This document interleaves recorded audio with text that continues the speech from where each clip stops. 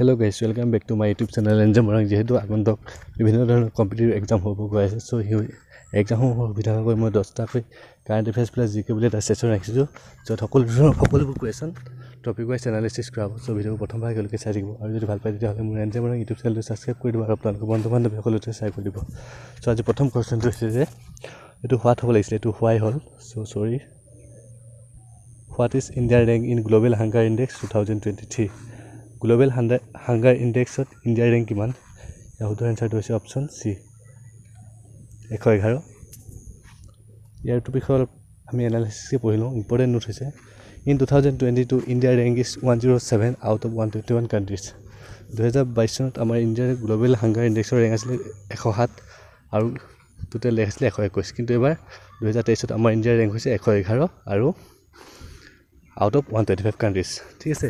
আমি যদি চাবা নেইবাৰিং কান্ট্ৰিবোৰ চাব বিচাৰো তেতিয়া চাব পাৰিম যে ইন 2023 পাকিস্তানৰ ৰেংক আছিল 102 বাংলাদেশৰ আছিল 81 আৰু নেপালৰ আছিল 69 এণ্ড শ্ৰীলংকাৰ আছিল 60 সো আমাৰ neighbouring countries for example Pakistan বা বাংলাদেশতকৈ আমাৰ বহুতে গ্লোবাল হাংগাৰ ইনডেক্সত পিছ পৰি আছে so next question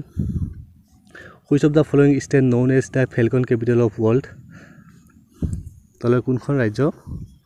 falcon capital বুলি জানা যায় ঠিক আছে ইয়াহুদ আনসার হৈছে অপশন সি নাগাল্যান্ড ঠিক আছে which of the following state is known as the falcon capital of the world ইয়াহুদ আনসার হৈছে নাগাল্যান্ড ঠিক আছে ইয়াৰ বিষয়ে যদি আমি অলপ ডিটেইলছ কে চাব বিচাৰো important notes about falcon festival ঠিক আছে আমুৰ falcon they get their names from Amur river that forms the border between Russia and China যেটো আমুৰ ফেলকন ফেষ্টিভেল আমুৰ নামটো আহিছে তোমাৰ আমুৰ ৰিভাৰ পৰা যিখন নদীয়ে নেকি আমাৰ কি কৈছে ৰাছিয়া এণ্ড চাইনাৰ মাজত বৰ্ডাৰ কৰিছে হয়নে আমি যদি চাব নেক্সট আমুৰ falcon bird is the world longest travelling bird they are start travelling Siberia escape to the winters ঠিক আছে এই আমুৰ ফেলকন বাৰ্ডবিট আমাৰ সাইবেৰিয়া পৰা আহে ঠিক আছে সাইবেৰিয়া পৰা কি কৰে উইন্টাৰ সিজনৰ পৰা বাচিবৰ কাৰণে ঠাণ্ডাৰ পৰা বাচিবৰ কাৰণে বা বিভিন্ন দেশলৈ ভ্ৰমণ কৰে মানে ঠিক আছে Every year in the month of October, millions of Amur falcon migrate from the eastern countries of Siberia. ঠিক আছে প্ৰতি বছৰে মানে অক্টোবৰ মাহত বহুত millions of Amur falcon birds কি কৰে ইষ্টাৰ্ণ কান্ট্ৰিজ সাইবেৰিয়া পৰা বিভিন্ন ৰাজ্যলৈ পৰিভ্ৰমণ কৰে ঠিক আছে and finally stop over Doyang lake of Nagaland আৰু আহিলে ফাইনেলি কত ৰখেহি নাগালেণ্ডৰ ডয়াং লেকত ৰখেহি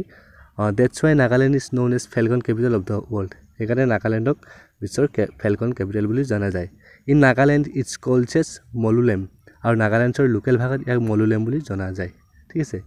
আপোনালোকক মই কৈছো এনে ধৰণৰ ইম্পৰ্টেন্ট নোটছবোৰ ৰাখি দিম আপোনালোকৰ সো সুবিধা হ'ব ঠিক আছে অকল এমসিকিউ হলে আপোনালোকে ইমান সুবিধা নহব next question when national unity day was celebrated ৰাষ্ট্ৰীয় একতা দিৱস কেতিয়া পালন কৰা হয় ইয়াৰ শুদ্ধ আনসাৰ হৈছে অপশন ডি ঠিক আছে 31st October ঠিক আছে 31st October National Unity Day was celebrated হয় ইয়াৰ বিষয়ে যদি আমি অলপ জানিব বিচাৰো নেক্সট চাব পাৰিম ইম্পৰ্টেন্ট নোটস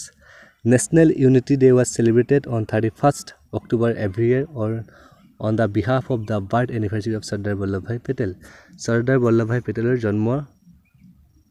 দিন হিচাপে কি কৰে প্ৰতি বছৰে